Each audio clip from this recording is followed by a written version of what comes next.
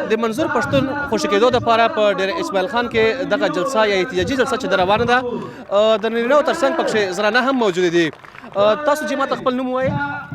ما نوم عالیه ده او لکي مروت سیمې نورنګ نه تعلق لرم. دې امید سره راغلي چې پښتنو ته په خپله خاوره باندې امن او هغه میلاو شي. مطلب لکه څنګه چې منظور پښتون مشر یې نیولی دی نو لکه دا موږ د دې غندنه کوو او وایو که نه چې زر تر زره دی راخوشي کړلی شي. چې چېرته هم مظلومیت وي په دې خاوره باندې نو موږ وایو چې لکه زنانه چې یا مطلب سړي موږ وروڼه ټول دا لکه مطلب د دې پښتون ژغورنې غورځنګ د دې هغه ملاتړ وکړي او مطلب لکه وایي چې ټول راشي او د امن اواز پورته کړو مشر. فرید افریدي په نوم باندې بل تن دا همیشه دپاره په جلسو کې سره د خپلو ماشومانو موجود وي، خپل ماشومان راولوي. فرید صاحب تاسو ووایئ ته کوم ځای تاسو راځئ؟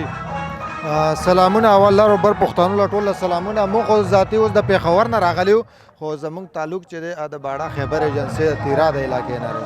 او زیاتره تاسو جلسو کې لیدل کېږي چې تاسو سره خپل ماشومان وي.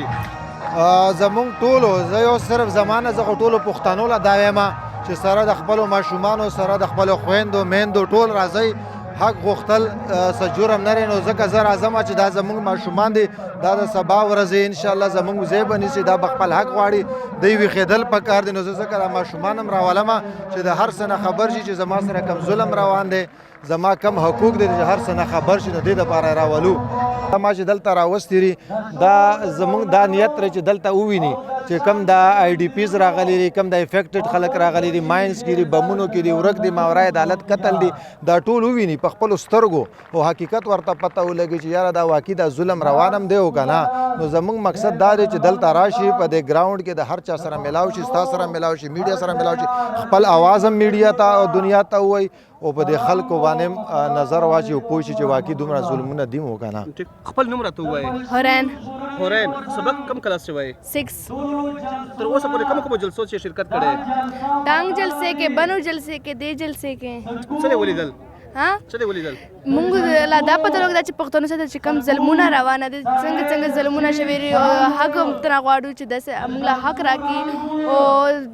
او دا ډریس ته یې جوړ کړی ده؟ دا ته مریم افغانستان راوړی دی. افغانستان نه راوړلی دی. نو مریم ته څه ویل غواړې؟ ورته لکه شکریه ادا کوم چې لکه موږ له داسې کپړې جوړې کړي. ډېره مهرباني.